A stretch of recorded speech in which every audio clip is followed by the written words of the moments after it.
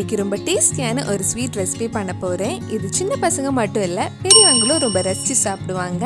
ரொம்ப சிம்பிளாக ஈஸியாகவே பண்ணலாம். இந்த சுவையான ஆப்பிள் பாயசம் எப்படி செய்கிறதுன்னு இந்த வீடியோவில் பார்க்கலாம். ஃபர்ஸ்ட் பாயசம் பண்ணுறதுக்கு 3 கப் பால் சூடு பண்ண வச்சுருக்கேன். பால் கொஞ்சம் நேரம் சூடாகட்டும். அதுக்குள்ளே நம்ம ஒரு ஆப்பிள் துருவி எடுக்கலாம். பால் அடி பிடிக்காமல் இருக்கிறதுக்கு நடுவில் கொஞ்சம் கிண்டி விட்டுக்கோங்க. பாயசம் பண்ணுறதுக்காக ஒரு பெரிய சைஸ் ஆப்பிள் எடுத்திருக்கேன். ரொம்ப சின்னதாக இருந்தால் 2 எடுத்துக்கலாம். ஆப்பிள் இந்த மாதிரி துருவி எடுத்து வச்சுக்கோங்க. பால் இப்போ கொஞ்சம் சூடாக இருக்கு. நல்ல கலர் ஃப்ளேவருக்காக கொஞ்சம் குங்குமப்பூ ஆட் பண்ணலாம். இது ஒரு 15 நிமிஷம் லோ டு மீடியம் ஃப்ளேமில் இருக்கட்டும். அடி பிடிக்காமல் இருக்க நடுவில் கொஞ்சம் கிண்டி விட்டுக்கோங்க. இப்போ கொஞ்சம் கேஷ்யூஸ் ஃப்ரை பண்ணுறதுக்காக ஒரு பேனில் 1.5 டேபிள் ஸ்பூன் நெய் எடுத்திருக்கேன்.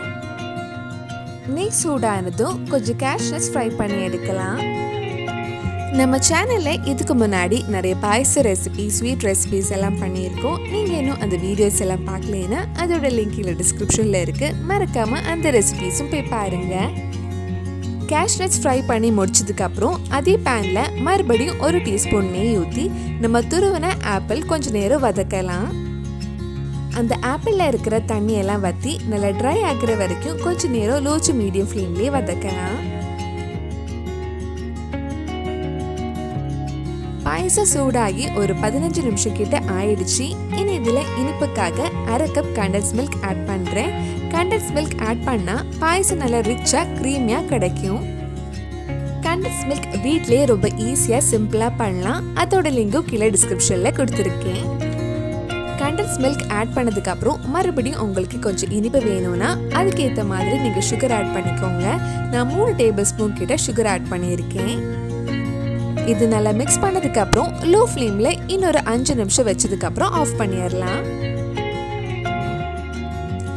ஆஃப் பண்ணுறதுக்கு முன்னாடி கடைசியாக 1/4 டீஸ்பூன் ஏலக்காய் பொடியும் போட்டு மிக்ஸ் பண்ணதுக்கப்புறம் ஆஃப் பண்ணி கொஞ்சம் நேரம் ஆற வச்சுருங்க. நம்ம வதக்கின ஆப்பிளும் தண்ணியெல்லாம் வற்றி நல்லா ட்ரை ஆயிடுச்சு. இதுவும் ஆற வச்சிடலாம். பாலும் ஆப்பிளும் நல்லா ஆறினதுக்கு அப்புறம் 2 சேர்த்து மிக்ஸ் பண்ணுங்க. நம்ம ஃப்ரை பண்ண கேஷ்யூஸும் இது கூட ஆட் பண்ணலாம். இது இப்படியே சாப்பிட்றத விட இது ஃப்ரிட்ஜில் வச்சு ரொம்ப சில்லுன்னு சாப்பிட்டாதான் இன்னும் டேஸ்ட் ரொம்ப நல்லா இருக்கும். சுவையான ஆப்பிள் பாயசம் ரெடி ஆயிடுச்சு.